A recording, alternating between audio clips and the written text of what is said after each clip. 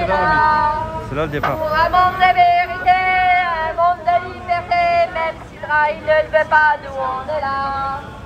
On est là. On est là. Même si Rothschild ne le veut pas, nous on est là. Pour un monde de liberté. Rémi, comment tu vas? Ça va? Première ligne là. Rémi, il est... Il a raison. Ah, il est connecté, Rémi. Tu ne veut pas, nous on est là. Pour un monde de liberté et un monde de vérité, même si Israël ne le veut pas, nous on est là.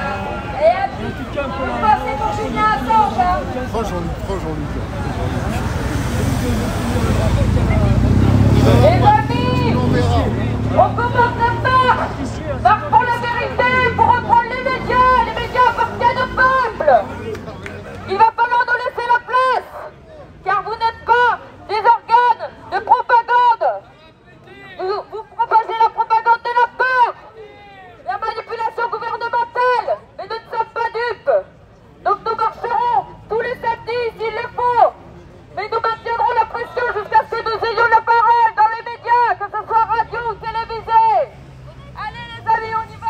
Un moment de liberté et de vérité.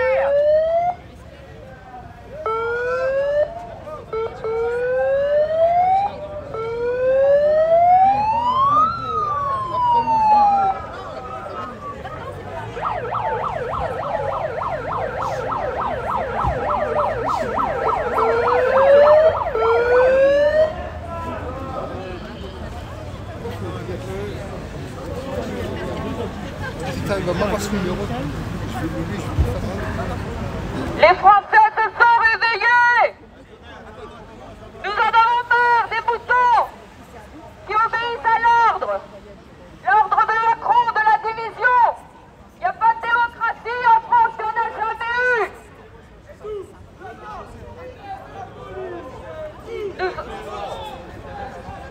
Nous sommes là pour le bien commun.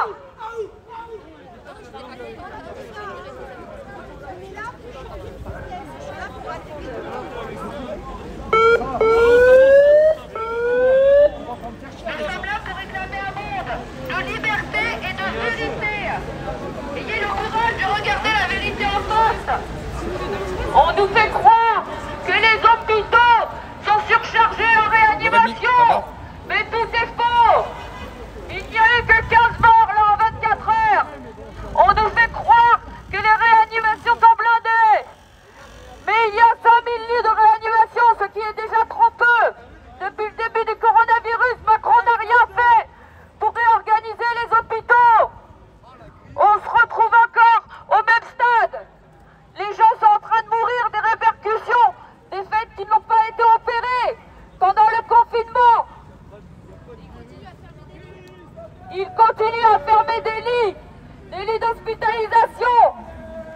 Ils sont en train de continuer la politique d'austérité.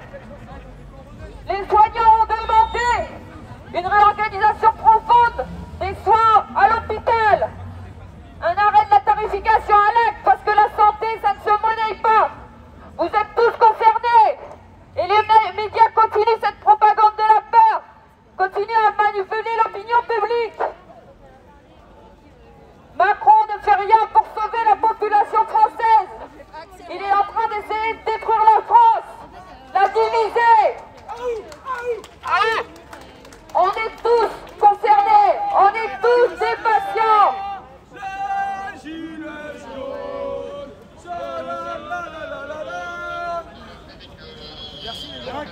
Ils cherchent à nous vacciner parce que Bachelot n'a pas réussi à vendre ses vaccins il y a 10 ans avec la grippe H1N1.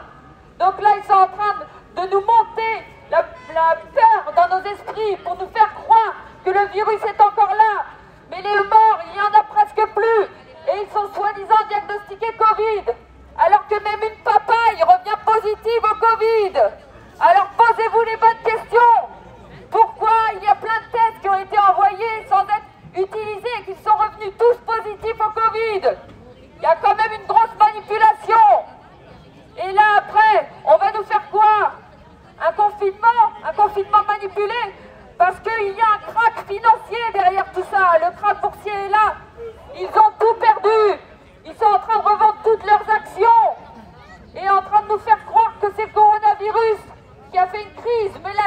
étaient déjà là avant. Et là, ils sont en train de renflouer leurs caisses.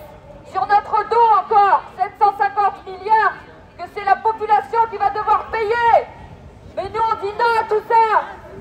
On n'est pas manipulé ni manipulable. On ne remboursera pas la dette. Il faut que tout le monde s'unisse. Non à la dette. Mort à la dette. Mort à la dette. Mort à la dette. Mort à la dette. Mort à la dette. Mort à la dette. Mort à la dette. Mort à la dette. Mort à la dette.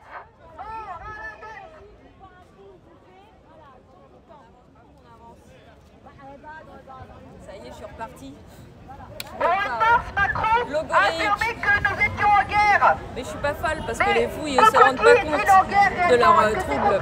Moi, je me rends compte que je suis un peu logoréique et je me rends compte de tous mes défauts. Mais Macron, qui est un pervers narcissique et un psychopathe, je pense que lui, il aurait besoin de soins de toute urgence et besoin d'être enfermé avec sa femme Brigitte, qui n'a pas supporté les insultes de Stéphane Espic, qui était magnifique, magistral. C'était Stéphane Espic. Ouais. Je savais pas qui c'était et j'ai compris que c'était lui. Ouais. Oui, avec son homard, quand il était devant Brégançon. Ouais. Donc voilà. Florence, toi, par rapport à ce que tu connais, ce que tu as vu ou ce que tes collègues ont peut-être vu, dans les hôpitaux, c'est encombré, il y a beaucoup de personnes en réa. Moi, comment ça se passe? De ton côté, sur ce que tu sais, ce que tu as vu Il n'y a pas de plan blanc. Moi, j'ai pas de patients qui sont Covid. Il n'y a pas de seconde vague pour toi? Je la vois pas. Comme on peut la préciser. C'est juste dans les médias qu'elle est visible. Hein. Après, il n'y a pas de surcharge des lits d'hôpitaux. S'il y en a, moi j'ai cru comprendre qu'il y avait des répercussions dues au fait qu'ils n'ont pas été, qu'ils ont annulé justement les opérations. Je sais qu'au Kremlin-Bicêtre, les insuffisants rénaux qui sont suivis en dialyse et tout ça, sur 600 personnes suivies, il y a quand même eu 300 ou 400 morts du fait des soins qui ont été pas faits ou décalés. Voilà, le problème, c'est que ça décale les soins et des personnes ne sont pas soignées et peuvent décéder indirectement à cause du Covid. Il y en a qui ont besoin d'être transplantés, c'est pas après un Covid. Donc voilà, le manque de personnel a eu des répercussions énormes. Et là, on est sur un Covid fictif, mais s'il y avait vraiment une vraie épidémie grave, on serait vraiment dans la merde parce qu'ils ne font rien pour organiser les hôpitaux, en fait. Et donc, on nous enlève du personnel, il faut toujours se justifier sur tous nos actes de soins, alors que notre travail il est indispensable pour maintenir la France aussi debout. Moi, je sais que mes patients, ils ont réussi à rester, à respecter un peu le confinement, mais ça a été très dur et ils n'ont pas eu de consultation. Ils ont été... ils en ont souffert. Ils en ont souffert vraiment. Et là, on voit les répercussions, le stress post-traumatique. Et ils ne peuvent plus être suivis correctement. Les hôpitaux de jour, on est obligé de prendre plus de la moitié de moins de patients. Ils n'ont plus de repas, donc on est obligé de... On ne peut plus prendre les patients en charge, en fait, sous prétexte de coronavirus. Donc il a bon dos, le coronavirus. Hein, il y a la dette, il y a... Voilà. Bon, enfin bref, le coronavirus a très bon dos et j'en ai marre en fait de cette manipulation qui continue. Donc il va falloir qu'on dise la vérité dans les médias. On n'est plus manipulé et manipulable. Après voilà, je vais essayer de rentrer dans les hôpitaux et la prochaine fois je vous dirai. Enfin, j'irai voir des collègues et je me renseignerai mieux. Oui. Parce que je suis plus vraiment à l'hôpital, je dépends d'un hôpital, mais voilà. Mais tu peux avoir des nouvelles, quoi. Je peux avoir des nouvelles. J'aurais dû en prendre, mais voilà. On a tous nos vies aussi à côté, et puis je travaille aussi à côté. Et on en reparle. C'est compliqué, quoi. On en reparle. Merci.